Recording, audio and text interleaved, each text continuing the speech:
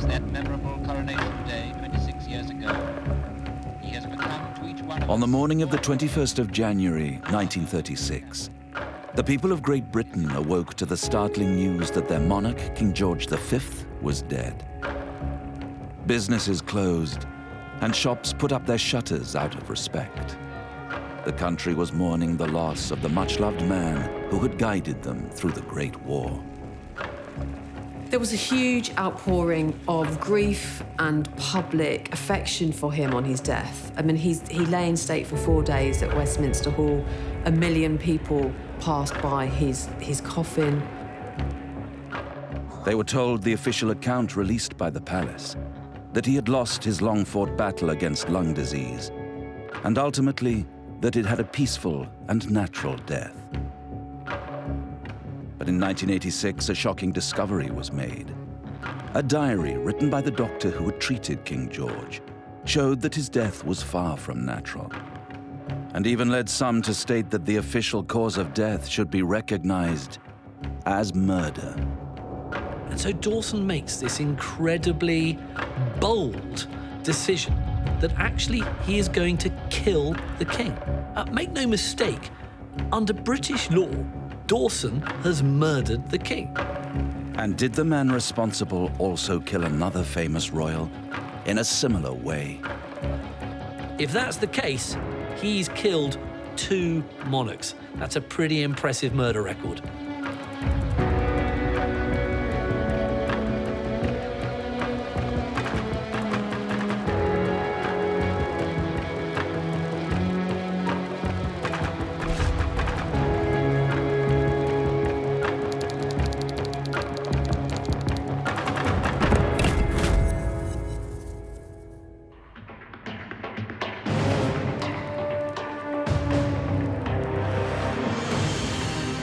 For half a century, the real cause of King George V's death was kept a secret from the public. Just how did one of the most respected kings in the history of the British monarchy end up being given a lethal injection to hasten his death? Why was it covered up? Who gave the order? And what reason lay behind the decision to artificially end the king's life and commit the first regicide of a British monarch for nearly 300 years? King George V of Great Britain was born on June 3, 1865, the unpromising second son of Edward VII. Initially, he sought a career in the British Navy, but the untimely death of his brother Albert placed him on the throne. He became king in 1910 and played an active role supporting the troops during World War I. King George V was one of Britain's most highly respected and much-loved monarchs. He had been king all the way throughout the First World War, and he had inspired terrific loyalty and passion amongst the average Tommy. We have learned to think of him as more than a monarch.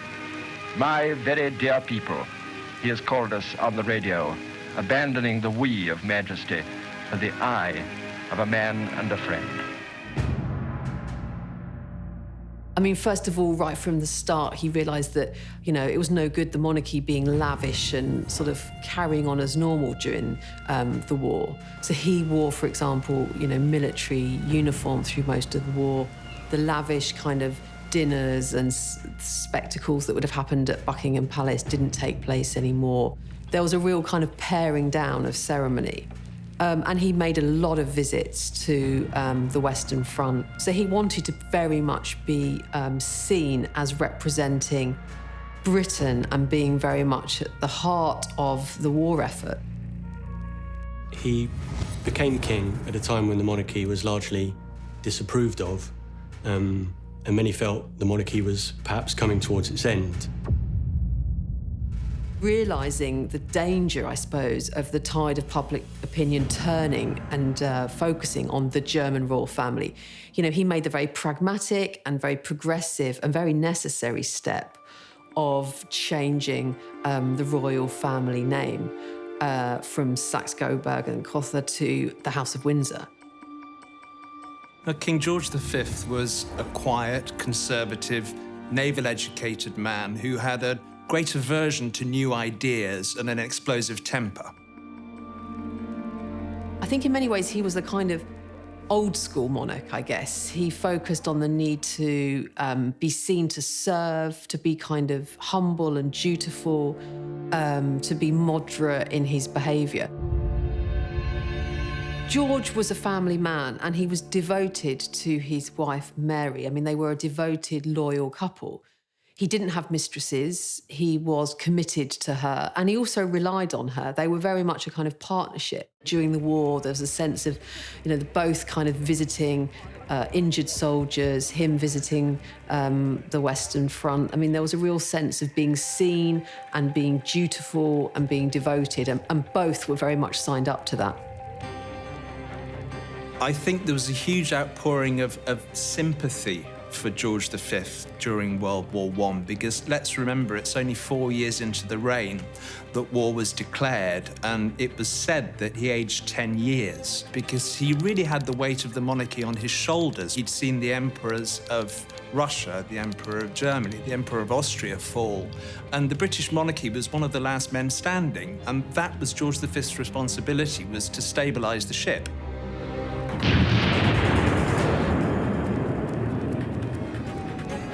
The cost of the war on Great Britain was huge. There were between 800,000 and 1 million military and civilian deaths, and over 1.5 million wounded. It was a savage and brutal war that took its toll on every country and individual involved. It brought many changes to Britain, but it also brought changes to George V's health. After a serious accident while riding his horse, George was never quite the same again. George V did not enjoy great health, to be frank. There were two problems with him. First, in 1915, when he was inspecting some troops on the Western Front, when they'd all cheered out for him, his horse had reared up, and he had fallen off, and his horse had fallen on top of him, and this had probably fractured his pelvis. So this had pretty serious consequences throughout the rest of his life. Secondly, as an extremely heavy smoker, he suffered from a lot of bronchial and pulmonary complaints. During George's reign, smoking was a hugely popular habit.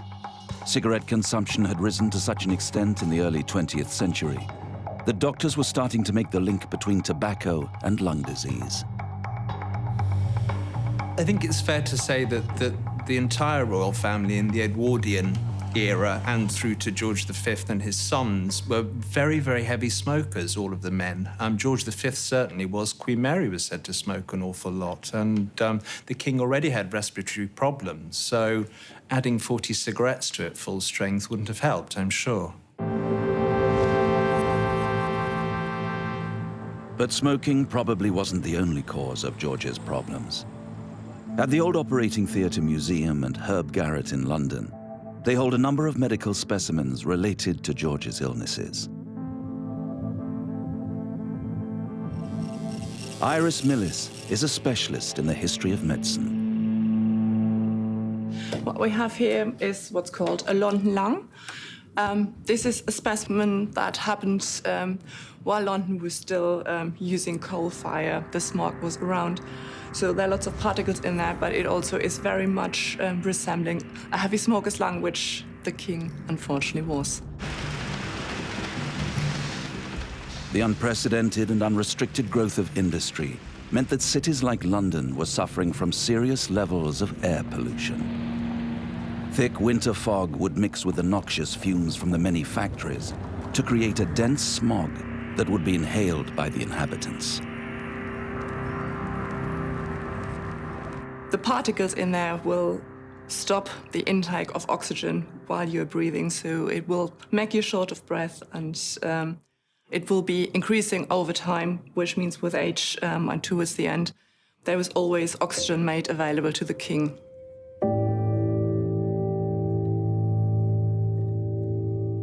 His heavy smoking only further worsened his problems. By 1925, he was diagnosed with obstructive pulmonary disease, more commonly known as emphysema.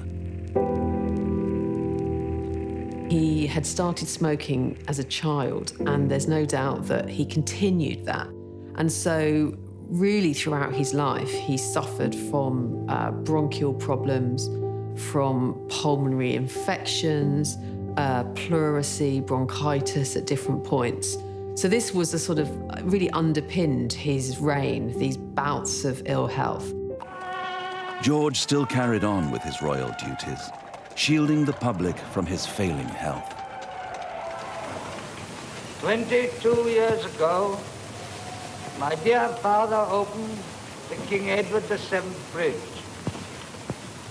Now it is with great pleasure that I dedicate an even more imposing structure to public use. But his sickness persisted, and George continued to suffer with respiratory problems. When the king's physician, Lord Dawson, discovered that the king was suffering from pneumonia, the first thing he did is getting a pathologist he had worked with closely before, Lionel Whitby, to come to the palace and produce the whole set of diagnoses. And this was when they discovered that the king actually suffered from pneumonia, and they had to change their treatment from general nursing care to a proper cure to the king's illness. George was lucky enough to have benefited from the latest medical advancements of the age. When King George VI developed pneumonia in 1928, the disease had become more manageable than it had been in the 19th century. There had been a large development. When Louis Pasteur first discovered the bacterium that actually caused pneumonia, which was Streptococcus pneumoniae, and this is a slide which was produced 4 years later, part of our collection, where you can see a little cut of an infected lung, which would be put under a microscope, and then this would be used to produce a serum, a type-specific serum for the patient to cure them. He also had a lung abscess on 2 occasions, which really did lead him, his life hanging in the balance. And, he developed septicemia, and it seemed for a number of weeks that he may not survive. In 1928, George became seriously ill. He was found to have an abscess in the lung, which had spread to his bloodstream. The king underwent an urgent operation to drain the fluid from his lungs. When the king had his treatment for pneumonia, it happened in 2 stages. There were 2 operations within a year. And in the first one, when they had discovered that there had been pus developing in the lung, the first thing Lord Dawson did was use a syringe, would have been fitted with a long rubber tube, which had a needle at the end. And you would take this syringe, you would put the long needle into the chest cavity, and you would pull out the pus with the syringe. The procedure of treating the abscess in the king's lung meant that they had to open the chest cavity. At the time, surgical operations of this kind were hugely dangerous. Yet despite the risks, and without consulting a specialist, George's doctor, Bertrand Dawson, decided to carry out the operation and drained half a quart of fluid from the abscess in the king's lung. The operation was a success, but other members of the king's medical team were furious with Dawson for acting without their approval. But this wouldn't be the last time that Dawson would make his own decisions about the king's life. Dawson was very much perceived as the man who had saved the life of the king, and as a result, his profile grew. He was elevated to the peerage, made Lord Dawson of Penn. As the king's physician, Dawson received a great deal of press attention and enjoyed his newfound fame. He had gained such trust with the royal family that he was given unparalleled access to the king and allowed to make crucial decisions about his treatment and health care. And this almost certainly contributed to the freedom he had to manage and control the circumstances of the king's death. George had become increasingly weakened by the invasive medical procedures he had endured. By 1936, his breathing had become so poor that he would often require an oxygen tank. In a sense, all of these bouts of illness kind of weakened him and I think made him anxious about the future, whilst at the same time, in a sense, increasing his popularity among the people. There was a growing sense of affection for him. And of course, he became king in his 40s and died in his 70s. So he naturally aged, but I think all the remarkable revolutionary changes that his reign had overseen also put a strain on him together with his ill health. So, it was a gradually kind of weakening figure. And in the final months of his life, there is a kind of quite rapid deterioration. As his health worsened and his life seemed to be coming towards its end, George began to reflect on the situation of his country and the looming threat of Nazi Germany.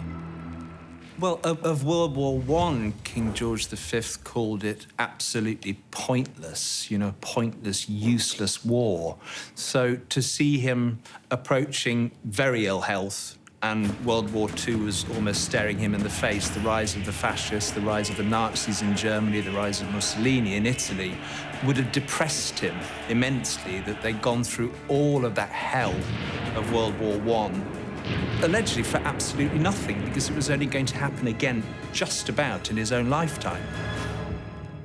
The king's health can't have been improved by personal concerns, the most pressing of which was his strange relationship with his eldest son, Edward, the man who would become king after George's death.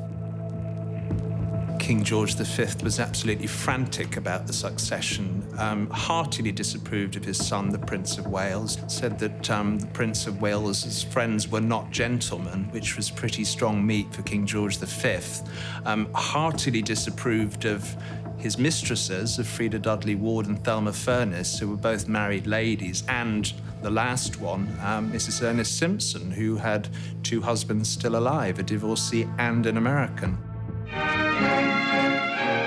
Edward says she makes him happy. There have been rumors that he might elope with her and abandon crown and throne. I think George in those final weeks was very reluctant to let go because, of course, what he was going to unleash was so uncertain and he couldn't rely on his heir. And so I think there's this sense of fight, there's a sense of he needs to hold on. And I think, again, given all the things that he'd endured, all these kind of, political and social strains, the sort of irony of the fact that the ultimate thing that really came closest to potentially sort of breaking him and breaking the monarchy was from within his own family. It was the sort of failure of his eldest son to kind of man up to what he was supposed to be doing.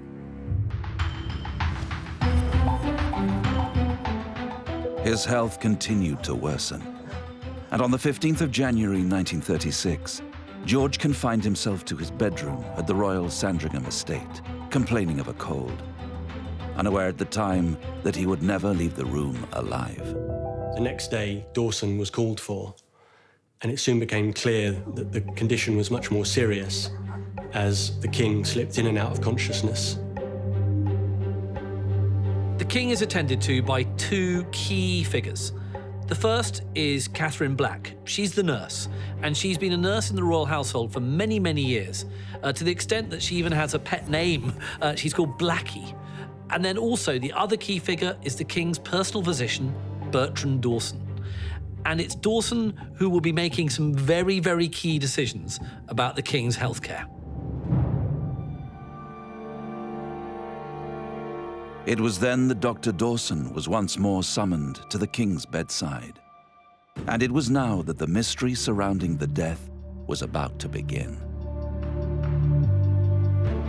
The king was at Sandringham in January 1936 when he entered into his final illness, which was a huge respiratory trouble that he evidently wasn't going to recover from. His son, the Prince of Wales, was sent for, who flew to Sandringham. The royal physician was in attendance, Lord Dawson. Dawson was treating the king largely with sedatives of morphine, it seems from his notes. But by the 20th of January, it became clear that the king was not going to recover. George spent the next few days slipping in and out of consciousness. And on January the 20th, Dawson released a statement to the press saying, "This is London. Following bulletin was issued at 9:25. The King's life is moving peacefully towards its close."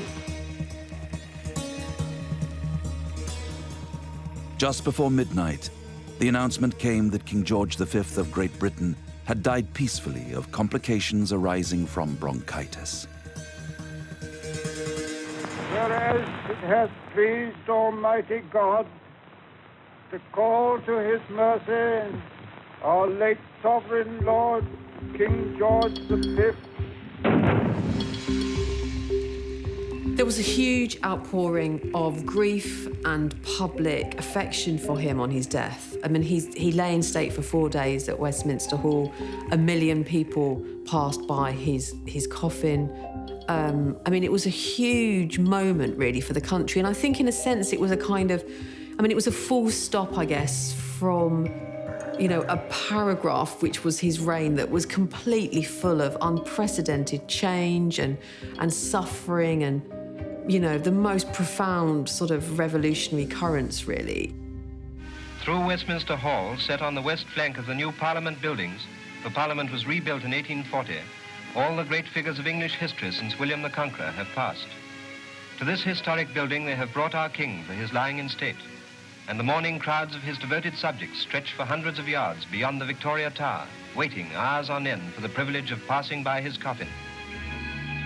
I think the country learned to love King George V and Queen Mary because they were almost a throwback to the Edwardian era, to an era of certainty, when life in Great Britain was relatively safe before the war, before the First World War. So he was looked on as a sort of paterfamilias for the country. There's no doubt that he was a very devoted husband and father. And, you know, in the midst of monarchy, actually, there was this kind of committed, loving family. And yes, he had a problematic relationship with his son, politically, really. And also that spilled over into kind of personal resentments. But, you know, his wife and his children absolutely felt the loss of him. I mean, it was a personal grief as well as a sort of public loss. And, you know, there's no sense that it wasn't anything other than genuine. But, of course, relief, I guess, after, you know, months of suffering and decline, and a sense that finally, I guess, that was over.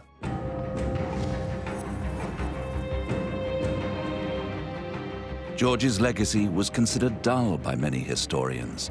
He was a stoic character who preferred a subdued and quiet life at home, spending his time shooting and amusing himself with his hobby of stamp collecting. He was often remembered for his lack of controversy, but all that was about to change.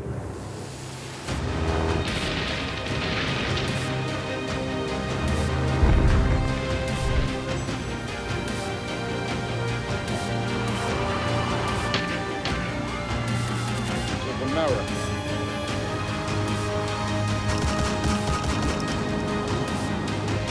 50 years after the death of King George, the world was a very different place, and events from the 1930s seemed almost irrelevant.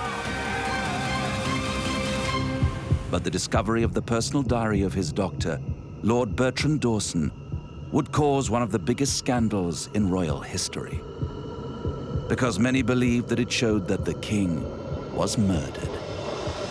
In 1986, Dawson's diary is unearthed by a biographer, and there's this stunning revelation that Dawson has actually injected the king with this enormous overdose of cocaine and morphine that's obviously killed him. And in them, he makes it clear that the overdose was a deliberate decision to end the king's life. Just what had happened in that room, and why had it taken 50 years to come to light?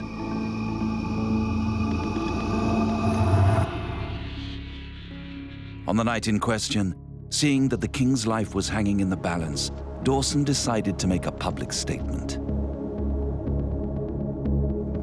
Dawson issues this now very famous medical bulletin, which states the king's life is now drawing peacefully to its close. This obviously suggests that his death is imminent, but Dawson is thinking, how much longer has he got? Is he going to be in pain? A decision needs to be made. Now, what's informing Dawson? Is Dawson worried about the king's own well-being? Is he going to have a peaceful, relatively painless death? Or is Dawson worried about something else?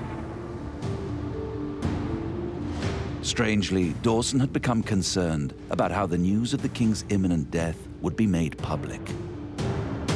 Dawson writes that prolonging the suffering would only cause more distress for the family and would not be proper for the dignity of a king.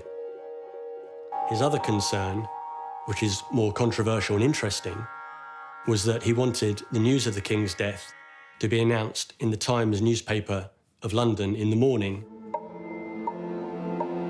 He knows that the one place that befits the sovereign, for his death to be announced, is in the august pages of the Times newspaper, which was then always called the newspaper of record or the first draft of history.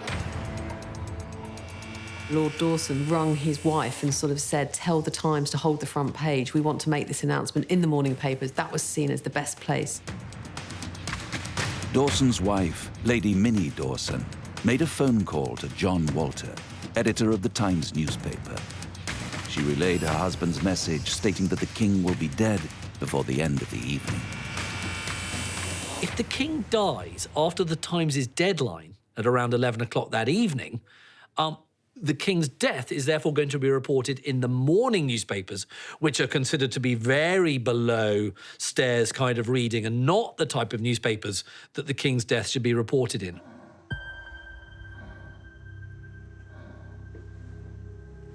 And so Dawson makes this incredibly bold decision that actually he is going to kill the king. But for Dawson to end the king's life, he would need to do it in a way that would look like natural causes and leave no obvious trace.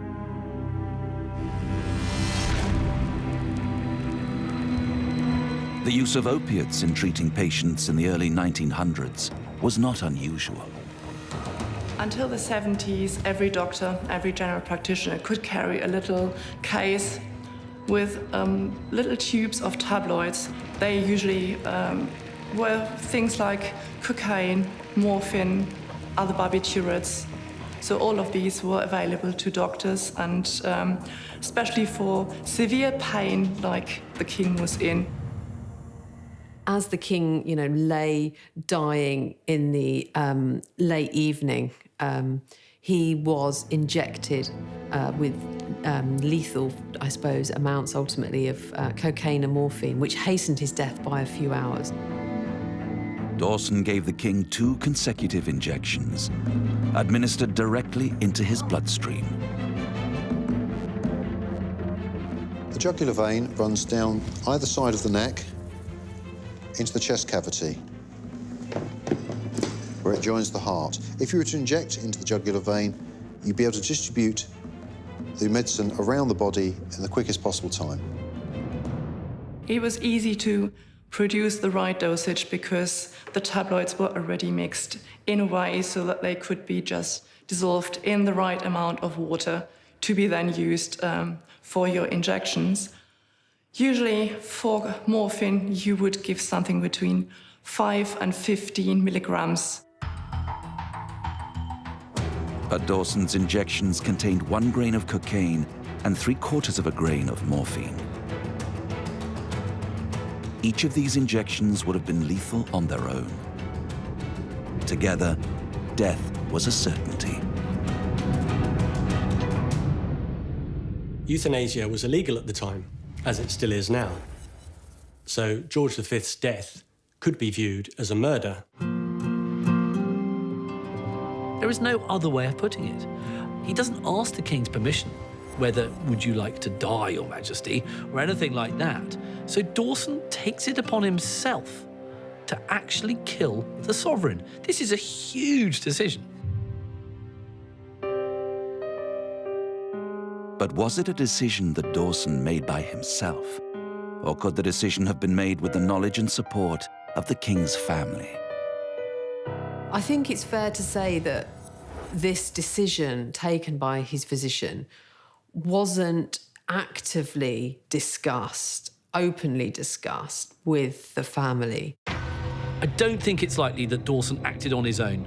I think that that is probably too big a risk for him to take the life of someone's father, right in front of them, in Sandringham, in the middle of the royal court, effectively. I think it's highly possible that he would have sought some sort of approval. When the revelations from Dawson's diary became public, the royal household were asked to comment. One of the surprising things was that Buckingham Palace seemed barely concerned. They simply issued a brief statement saying that it all happened a long time ago and everyone concerned is now dead. You have to remember that the British royal family is probably the best theatre director in the world. They are fantastic at stage managing not only weddings and christenings and all those sort of happy moments, but they're also fantastically good at managing the transition of power from one monarch to the next. And so therefore, that when a king dies, it is a choreographed, stage-managed presentation to the people out there. So the people will be reading the Times at breakfast with the very sad news that their monarch has passed away. It's all very, very precisely timed. And that's what Dawson was giving the royal family and the royal household. He was helping to maintain the very dignified, serene air of majesty to the proceedings. We do know that Queen Mary and the Prince of Wales said that they didn't want him to suffer unnecessarily, which is possibly a green light to ease his pain. 1936 was obviously a time of great instability and uncertainty, and this may have informed Lord Dawson's decision to try to make the transition as clean and dignified as possible. He'd done what he was supposed to do, which was to ease the king's suffering and oversee his passing, and that's what had happened. The immediate focus on the king's death is announcing it, and then we see, great outpourings of popular affection, not surprised that the king is dead, but actually mourning his loss and then recognising this loss of this father figure for the country, which people had really regarded him as. But in recent years, speculation has arisen that King George may not have been the only patient to receive Dawson's special treatment. There's another twist to the story of Dawson, because it's also likely he didn't just bump off one crowned head of Europe, but a second, Queen Maud of Norway, who also happened to be George's sister. Queen Maud of Norway came over to London in 1938. At the time, she was in rude health and showed no signs of illness. And when she was here, she suffered from this abdominal complaint that required surgery. Who was present but Dawson? What happens to Queen Maud? She dies. The Royal Oak lies ready at Portsmouth to carry the Queen home to Norway. Lowering clouds cast a gloom over the scene as the coffin passes aboard. Behind the line of sailors, it is borne to the quarterdeck, where it is laid on a draped bier for the last voyage to Oslo. The official cause of her death was said to be heart failure, but a letter from Dawson to Queen Maud's physicians in Norway have led many to conclude that Maud may have been euthanized. His letter states, "When reading this account, you will agree that the Queen's sudden death was a relief, and which saved her from these last painful stages of the disease. Both you and I know only too well." Knowing what we do know now, after 1986, about what Dawson did to her brother, the King, back in 1936, just 2 years before, it now seems very likely that Dawson may have given Queen Maud one of his big trademark injections. If that's the case, he's killed 2 monarchs. That's a pretty impressive murder record.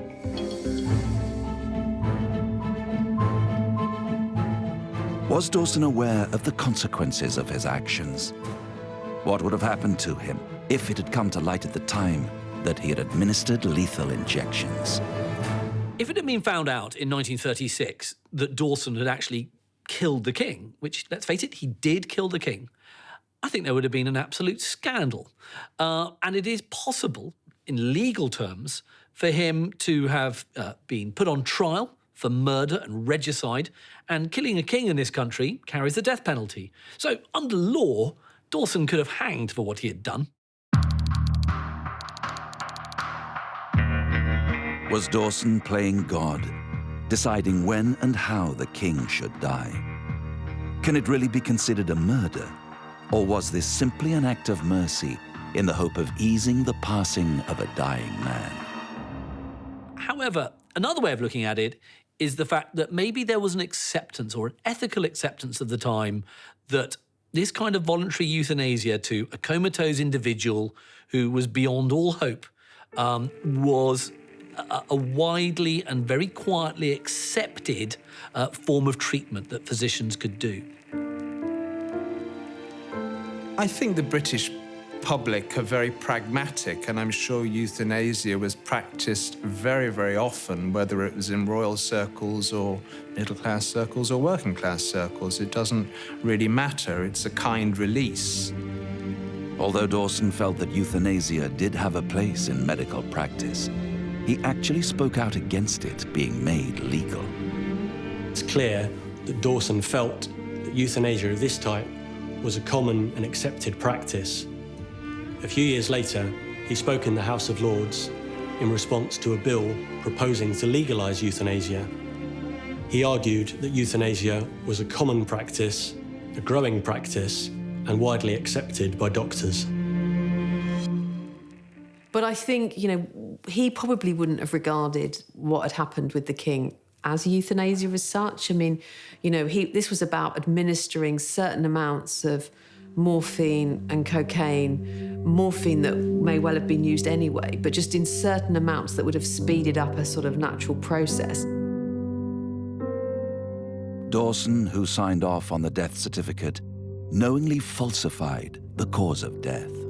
There's no doubt this was a very sensitive matter, and Dawson, of course, knew that recording the king's death as lung disease was going to be the way forward. He wasn't going to go into the ins and outs of exactly what had been administered when. But I mean, being a royal physician was a position of ultimate trust. I mean, being a physician to anybody at a time of death is a position of great confidence and intimacy, and that's even more so for a monarch. So in some sense, I don't think we should see him being cautious about what kind of information is released as particularly aware of the need to cover up.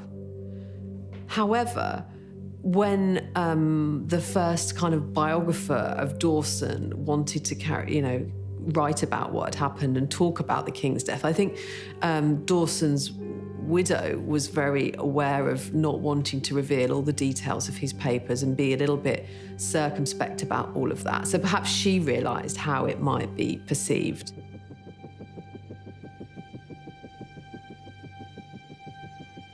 The doctor wrote on the death certificate that the king died of lung disease, whereas in actual fact he died from an injection of cocaine and morphine. The doctor probably did this because he knew that he could be prosecuted. In the UK, no matter how serious the condition or illness, it is still illegal for a doctor to carry out euthanasia. And it's something, even now, that, the monarchy don't want to kind of particularly make a big thing out of. It belonged to a kind of past era. It doesn't change anything. But the fact remains the king's death was brought on artificially by his doctor. It was later revealed that some people had actually known about Dawson's actions prior to his diary being released in 1986. When the author Francis Watson was tasked with writing Dawson's biography in 1950, he actually included the event in his book.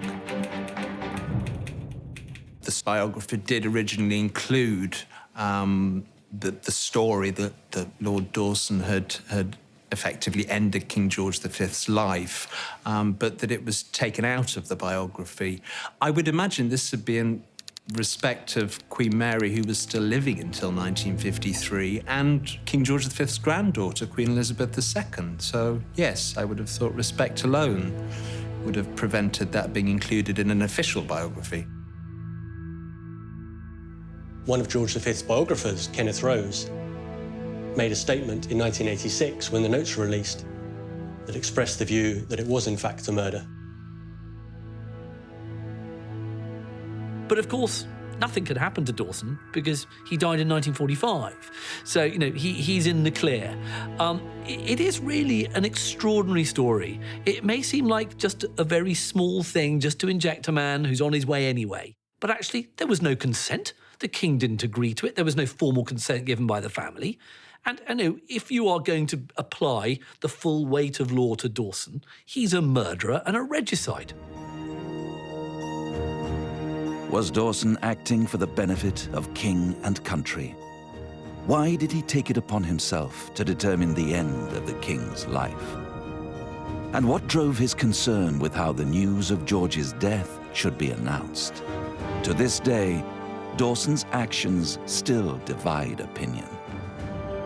For some, they were the acts of a kind and merciful man, determined that a much-loved king should not endure further suffering.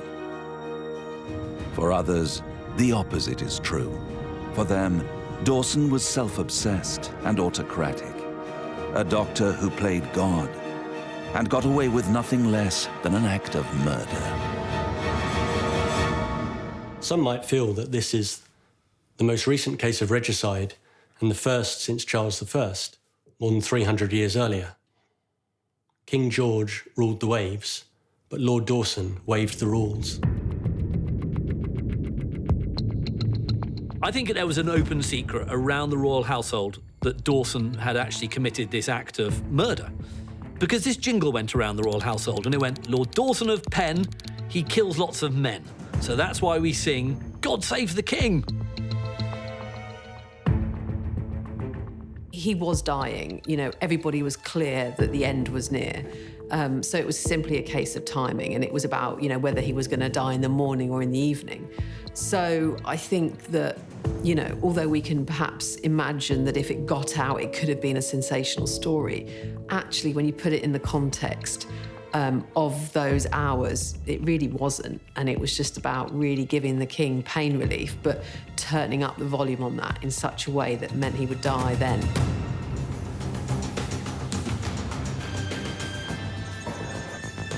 There's no doubt that Dawson was acting with the best intentions, and I think it should be recorded as mercy, not murder. There was no reason why Dawson would want to have brought about the king's death for any reason other than easing his suffering and trying to facilitate the best kind of transition of power. But actually, beyond that, of course, there was no malicious motive there. It was about mercy, and in that sense, I guess he was doing perhaps what many, many physicians at that point would have done too.